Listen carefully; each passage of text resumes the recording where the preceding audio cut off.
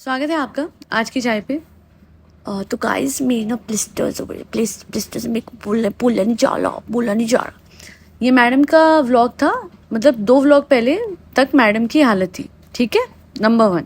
Number 2, तो guys अच्छी अच्छी अच्छी तो गाइस बहुत कोल्ड हो रहा है, निकला नहीं जा रहा, उठा नहीं जा रहा, बैठा नहीं जा रहा, और डॉक्टर ने बोला है हैवी डोज।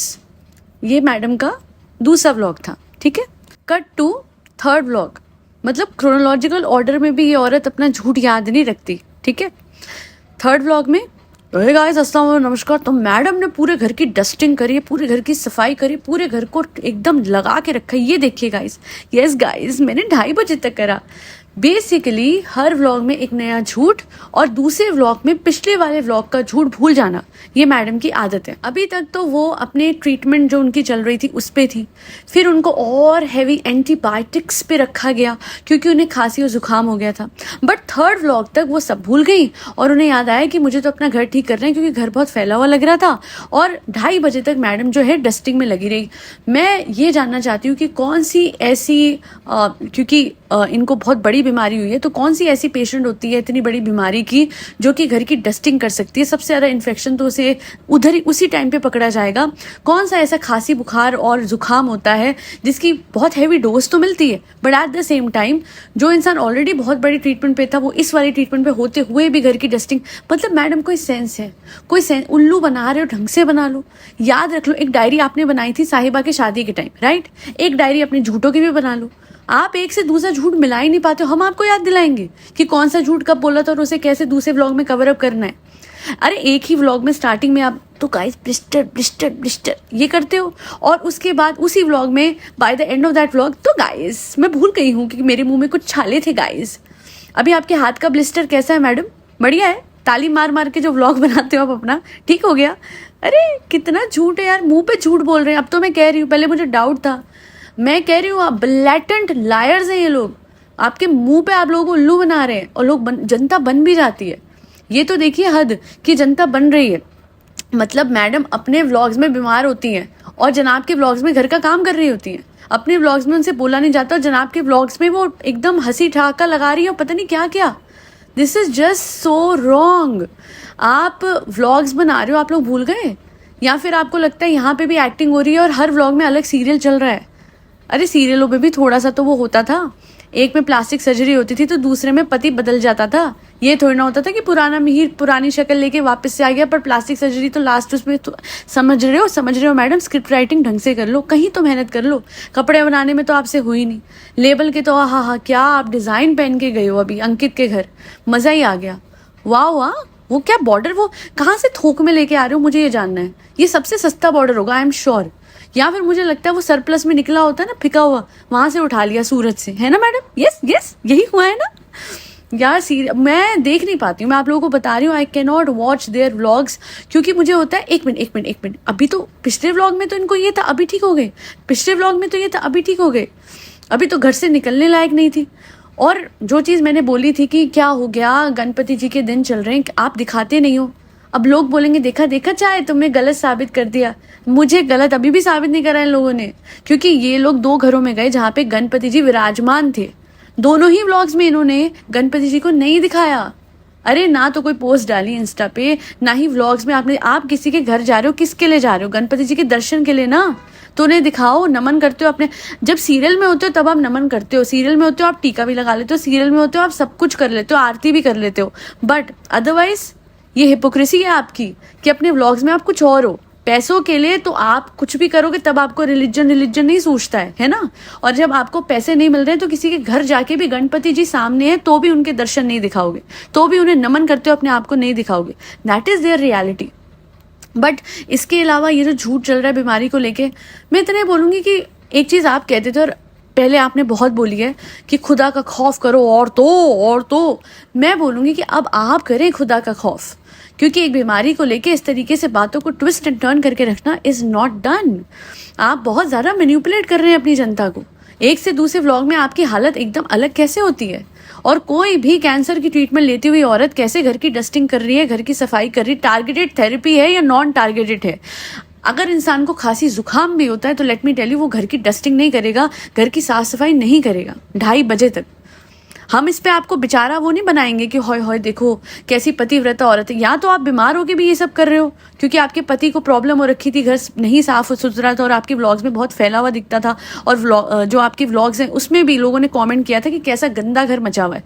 खैर साफ सफाई तो इंसान बीमार हो तब भी घर मेंटेन करके रख सकता है, बट ये जो एक्सटेंसिव सफाई आपने करी है, दिस डजंट मेक सेंस। तो ये अपनी कुर्बानी अगर आप दे रही हैं कि भैया अपने पति के लिए तो मैं बीमारी में भी घर साफ करूंगी, दैट इज रॉन्ग। और अगर सेकेंडली बीमारी का कोई चक्कर ही नहीं है और आप उल्लू बना रही हैं तो that is even more wrong. इंसान झूठ दिखाते दिखाते झूठ को सच कर देता है। तो ऐसा ना हो शेर आया और you know what I mean, I don't want her to fall ill ever, क्योंकि इनका छोटा सा बच्चा है, but I just don't want her to lie like this. इतना झूठ, इतना कपट, लिटरली झूठ और कपट से इनकी दुनिया बन रही है। और अगर आप अपने ख्याली पुलाव में रहते हैं कि लोगों को दिख नहीं रहा है, दिख रहा है। हाँ, लोग आपके बहुत ही ज़्यादा अंधे फैंस हैं, बट जिनको सच दिखता है डेफिनेटली नेहा के फैंस हैं, वो आपके नहीं हैं। नेहा को अगर आप देखेंगे इवन ड्यूरिंग हर प्रेगनेंसी, वो कंटेंट उन्होंने कभी मिल्क नहीं करा। इनफैक्ट उनकी सेकंड प्रेगनेंसी के टाइम पे तो बिल्कुल एंड में जाके लोगों को पता लगा था कि नेहा प्रेग्नेंट है।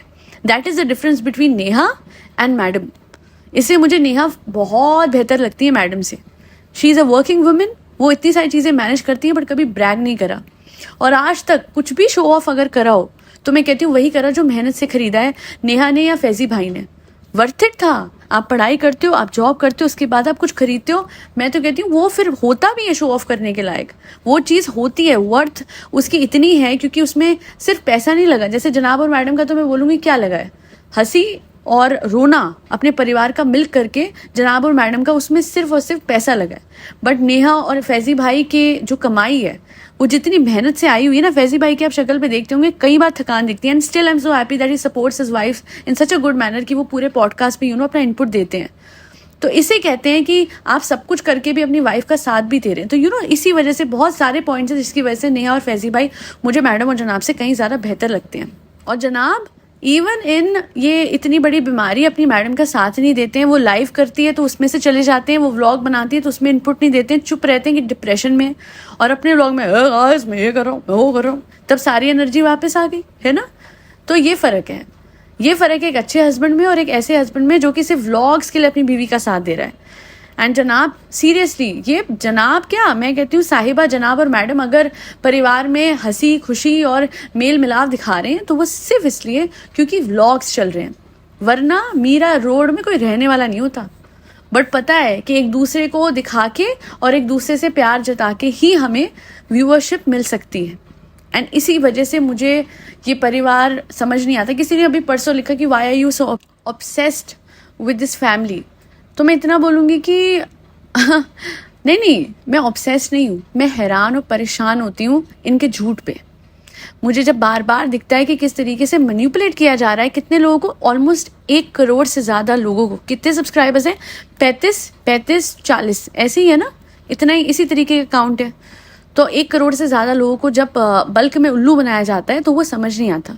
एक ही परिवार में 3 व्लॉगर्स हैं और तीनों व्लॉगर्स अपने परिवार के हंसी और खुशी से कंटेंट मिल करते हैं। व्लॉग बनाने में बुराई नहीं है, बट जिस तरीके से झूठ दिखा के व्लॉग बनाया जाता है, किसी न किसी एस्पेक्ट पे सिंपैथी ली जाती है, वो गलत है। और वो चाहे ये करें, चाहे अरमान मलिक करे, चाहे संभावना सेठ करे, मुझे गलत ही लगेगा। संभावना जब अपने फरी बच्चों के अंतिम उस पर व्लॉग बनाती है, मुझे वो अच्छा नहीं लगता। मैंने उनको बहुत सपोर्ट करा है, संभावना को, बहुत अलग अलग पॉइंट पे, बट जहाँ वो गलत है वो गलत है। अरमान जिस तरीके से अपने बच्चों पे कंटेंट बनाता है, मैंने हमेशा कहा है गलत है, और उसके लिए तो मैंने इतने डेडिकेटेड पॉडकास्ट बनाए हैं उसका पर्दाफाश करते हुए। उसके ऊपर जो तथाकथित बलात्कारी होने का इल्ज़ाम है मैंने उस पर बनाए हैं। तो फिर जब ये परिवार भी कुछ गलत करेगा तो मैं बोलूँगी ना।